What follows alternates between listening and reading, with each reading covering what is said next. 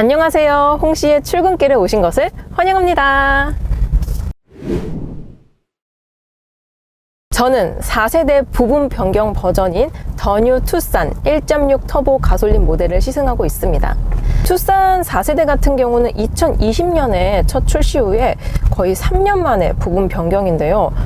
사실 요즘 현대차가 페이스 리프트 때 거의 풀 체인지급에 가까운 변화를 보일 때도 있지만 정말 부분 변경다운 변화를 보일 때도 있습니다. 근데 저는 개인적으로 더 뉴 투싼 같은 경우는 부분 변경에 가까운 페이스 리프트라고 생각이 듭니다.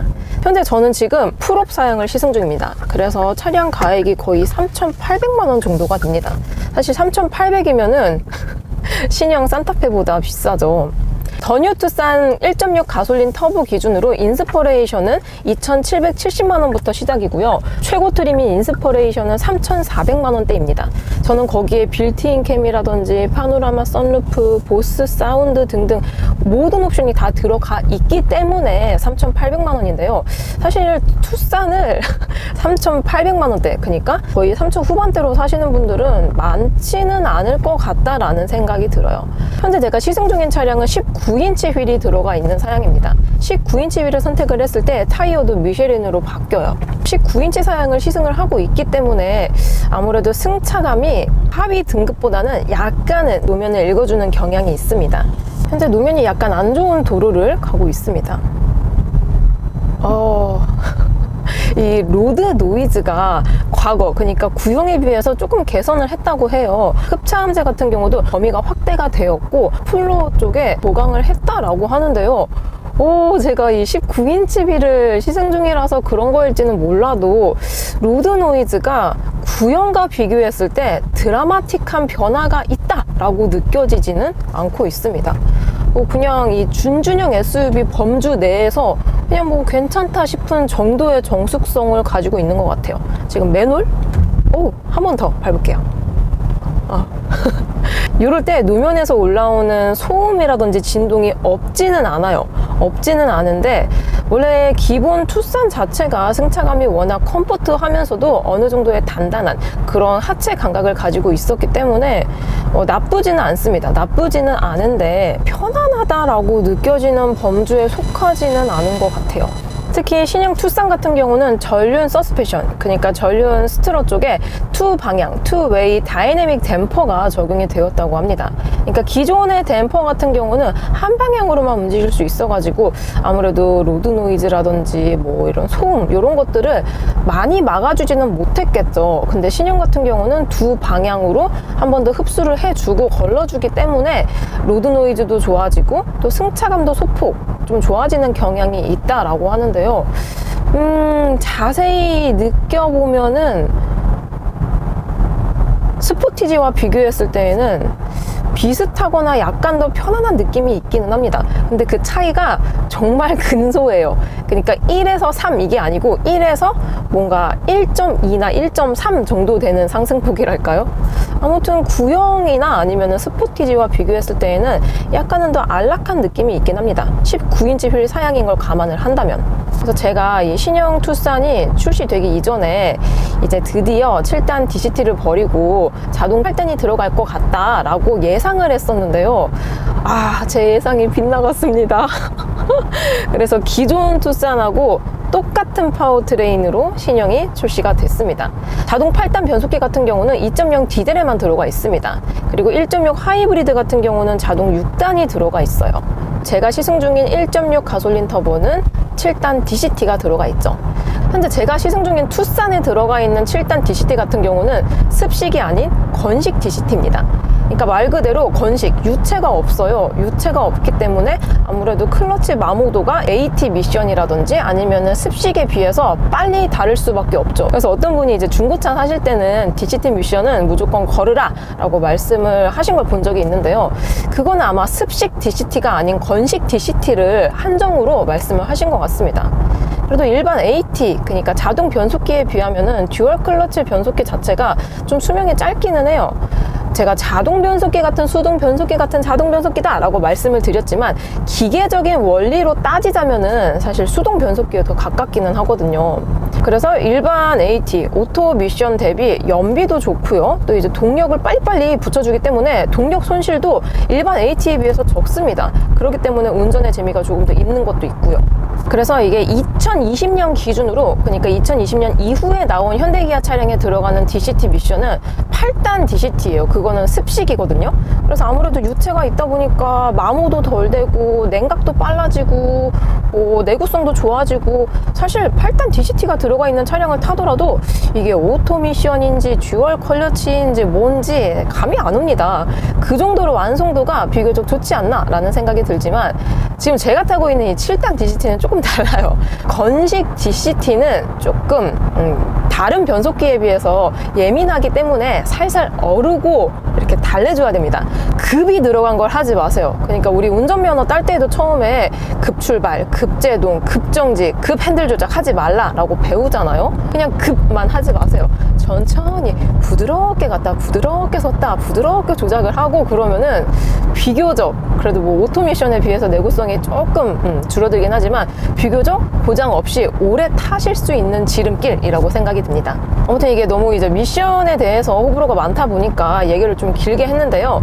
다시 본론으로 돌아와서 제가 타고 있는 이 1.6 터보 가솔린 차량은 투싼 라인업에서 가장 마력이 적습니다. 2.0 디젤이나 아니면 1.6 하이브리드 같은 경우는 전기 모터 합산 출력으로 했을 때 가장 높거든요. 그래서 어떻게 보면은 투싼에서 가장 안 나가는, 그러니까 힘이 작은 차를 타고 있는데요. 마력은 참고로 180마력입니다. 근데 이렇게 밟았을 때 출력감이 나쁘지는 않아요. 그냥 일반적인 데일리카로 쓰기에 뭐 무난한 정도다 라고 생각이 듭니다. 스포츠 모드 바꿨습니다. 자, 그리고 밟아볼게요. 약간 반응되는 게 한 템포 느리기는 한데요. 가속되는 느낌이 나쁘지 않아요. 정말 부드럽게 가주고 있고요. 또 이제 최고 속도로 도달되는 데까지의 시간 텀이 비교적 짧은 편에 속합니다. 그러니까 밟는 즉시 약간 터브렉이 있기는 한데, 자, 차선 변경했다가 다시 한번 밟아볼게요. 다시 한번 이렇게 밟아봐도 터브렉이 있다 없다 하기는 하는데, 밟자마자 이 즉각 토크감이 비교적 빨리 나오는 타입이기 때문에 그냥 슝슝 잘 가줍니다. 스피드하게. 너무 잘 가지고 있어요. 오, 진짜 잘 나갑니다. 그래서 출력 면에 있어서 이 신형 투싼 1.6 가솔린 터보를 타고 다니신더라도 출력 스트레스는 사실 없으실 것 같다는 생각이 들어요. 그리고 지금 저는 특히나 혼자 타고 있기 때문에 당연히 잘 나가죠. 경차도 혼자 타면은 잘 나가요. 하지만 경차 같은 경우는 몇 명이 타느냐에 따라서 출력이 달라진다라고 말씀을 드렸는데요. 이 투싼, 사실 이 준준형 SUV만 와도 뭐 4명이 타든 1명이 타든 출력 차이가 엄청 크진 않습니다. 완전 막 과적재를 하지 않는 이상 거의 비슷한 것 같기는 해요. 자, 그리고 전방에 엄청 큰 방지턱이 있습니다. 방지턱까지 넘어보도록 해보겠습니다. 자, 방지턱 넘어볼게요. 시속 30km입니다. 어우.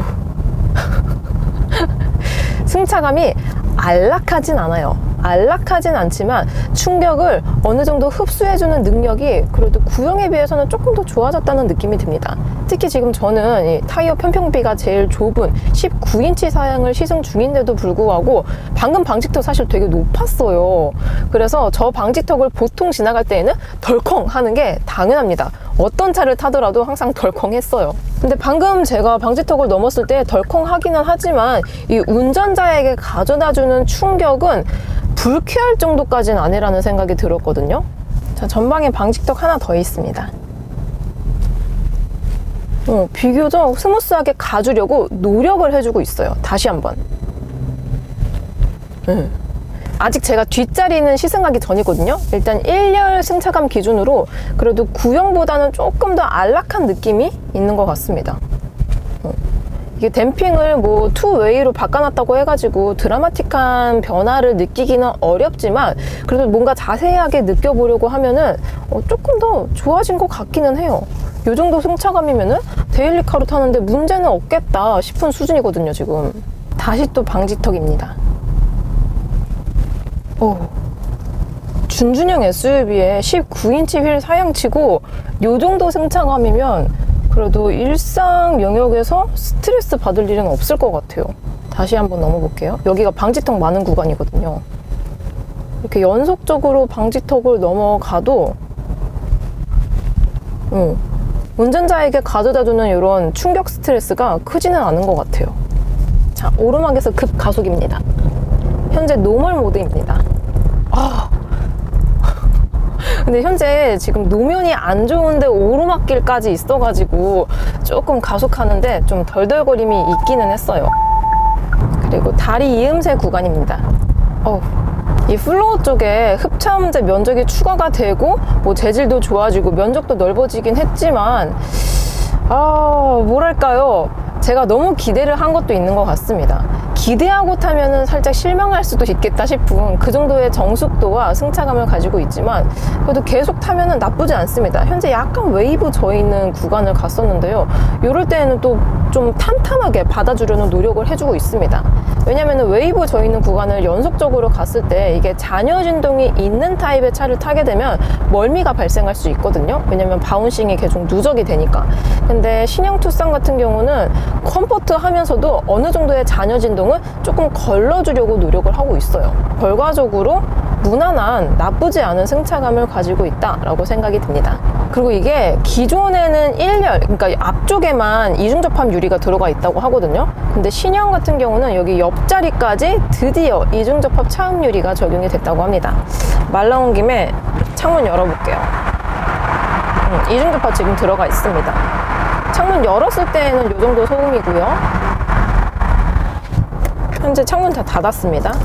닫았을 때에는 이 정도 소음이 나옵니다. 현재 지금 시속 70km 기준입니다. 그러니까 플로어라든지 승차감, 바닥에서 오는 것들은 구형에 비해서 좋아진 느낌이 들기는 하지만 윈드 노이즈라든지 바깥에서 외부에서 뚫고 들어오는 이런 소음, 이런 것들은 사실 구형하고 비교했을 때 별로 달라진 점이 있다라고 느껴지진 않아요. 제가 여러 번 말씀을 드렸지만 이 이중접합 차음 유리를 떠나서 이 윈드 노이즈, 그러니까 이 차광, 이 차음을 많이 느낄 수 있는 것들은 도어의 실링이라든지 소재, 이런 것들에 따라서 조금 나뉘는 것 같다라고 말씀을 드렸는데요. 아무리 이렇게 이중접합 유리가 1열 도어까지 확대가 됐지만 뭔가 이 도어 실링의 마감이나 소재, 이런 것들이 급을 상회할 수준은 아닌 것 같아요. 뭔가 외부 소음이 유입이 됩니다. 옆에 스포티지 지나가거든요.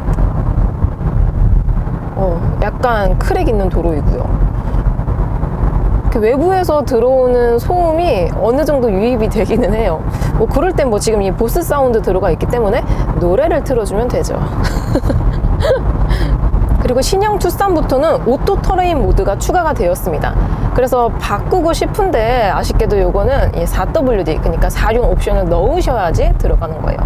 이 4륜 옵션을 안 넣으시면은 드라이브 모드 같은 경우는 에코, 노멀, 스포츠, 마이 드라이브 이렇게 4가지 기존하고 동일합니다. 그리고 구형 같은 경우는 모든 조작부가 조금 뭐 호불호가 있을 수 있겠지만 저는 개인적으로 뭔가 좀 복잡하게 들어가 있는 것 같다, 그렇게 생각이 들었는데요. 신형 같은 경우는 이 실내의 변화가 좀 많이 크잖아요. 그래서 그런지 많이 사용하는 오토홀드라든지 이런 드라이브 모드 버튼, 아니면 공조 시스템, 이런 것들의 시인성도 좋아졌고 조작성도 구형에 비해서 저는 개인적으로 더 좋아진 것 같습니다. 그래서 바로 이렇게 쓰고 싶을 때 바로 이렇게 탁탁탁 이렇게 누를 수 있기 때문에 좋은 것 같아요. 그리고 현재 지금 HUD까지 들어가 있는 사양입니다. 보통 SUV를 타게 되면은 세단에 비해서 이 시트 포지션이 높은 경우가 많잖아요. 그래서 세단보다는 SUV에서 HUD가 있고 없고 차이가 조금 더 크게 와닿거든요, 저는 개인적으로. 근데 뭐 투싼 정도면은 사실 작은 SUV가 아니기 때문에 이 정도면 HUD 넣어줘도 되지 않나 싶었는데 드디어 이걸 넣어줘서 요거는 좋은 것 같습니다. 근데 계속 타고 다니다 보니까 로드 노이즈가 좀 올라오는 편인 것 같기도 해요. 그래서 드레스업 효과를 정말 중요시 여기지 않으신다면은 저는 개인적으로 18인치, 뭐 조금 더 하자면은 17인치를 추천드립니다. 19인치는 살짝 이 투싼하고의 밸런스가 좋지는 않아요. 좋지는 않습니다. 그리고 이게 신형으로 오면서 가격이 1.6 가솔린 터보 기준으로 166만 원이 올랐고요. 2.0 같은 경우는 192만 원, 하이브리드 같은 경우는 191만 원이 올랐습니다. 바뀐 금액만 보면은 페이스리프트 다운 수준의 가격 상승인 것 같다라는 생각이 들었는데요. 사실 4세대 투싼 같은 경우는 2023 한 번에 연식 변경이 있었습니다. 이때 조금 가격이 많이 올랐어요. 평균적으로 170만 원 정도? 그래서 이 초기형 2020 투싼과 비교하면은 더 뉴 투싼 같은 경우는 약 342만 원 정도가 가격이 올랐습니다. 연식 변경이 뭐 스포티지라든지 뭐 다른 차량들에 비하면은 매년 연식 변경 되는 차들이 있거든요. 예를 들어서 제가 최근에 탔었던 K5 같은 경우는 2021, 2022, 2023 이런 식으로 매년 연식 변경이 됐어요.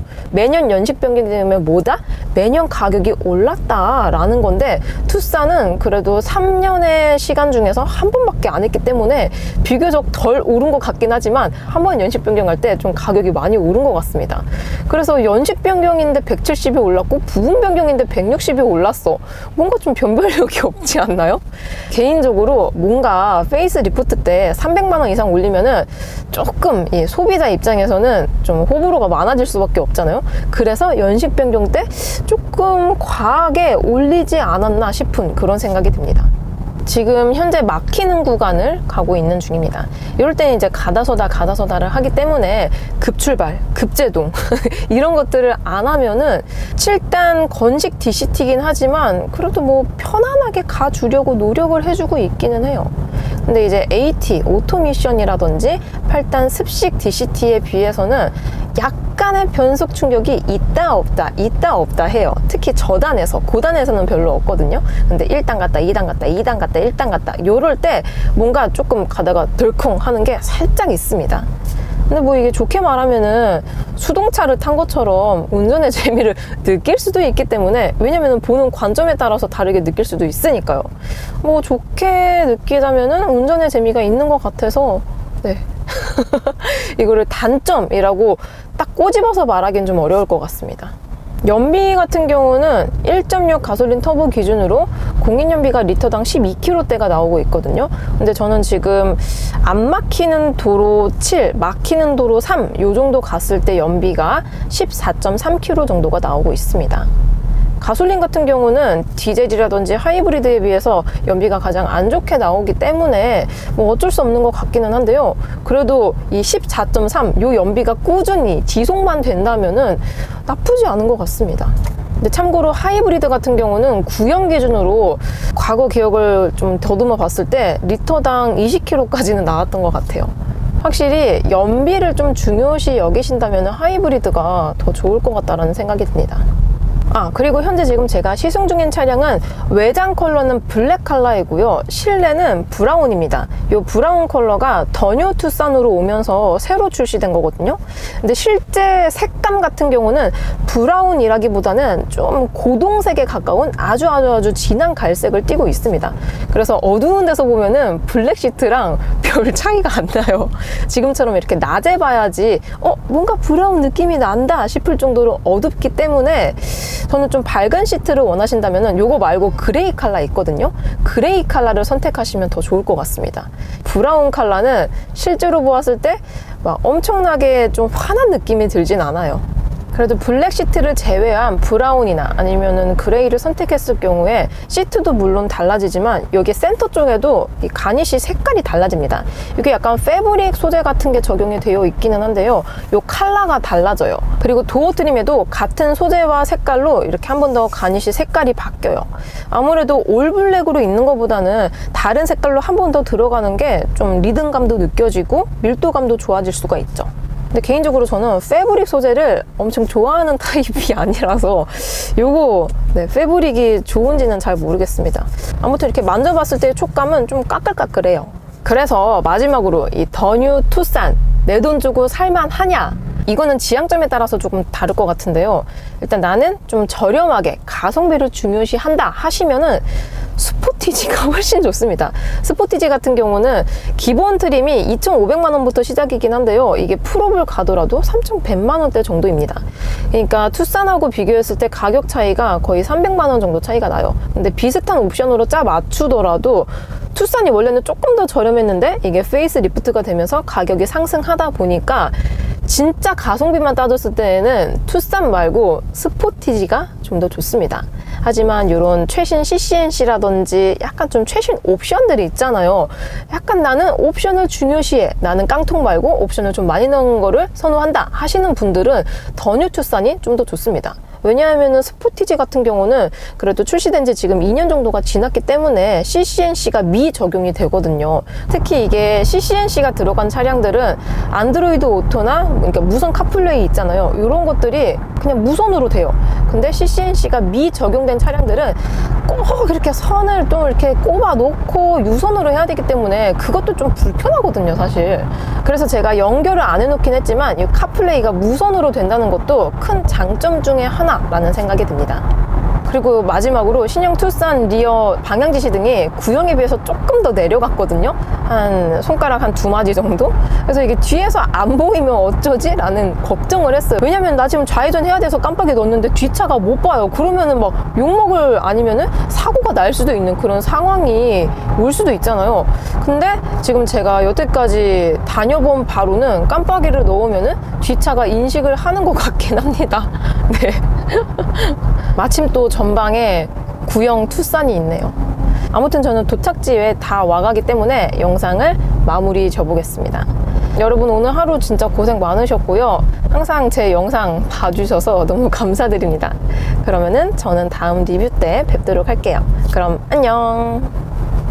안녕.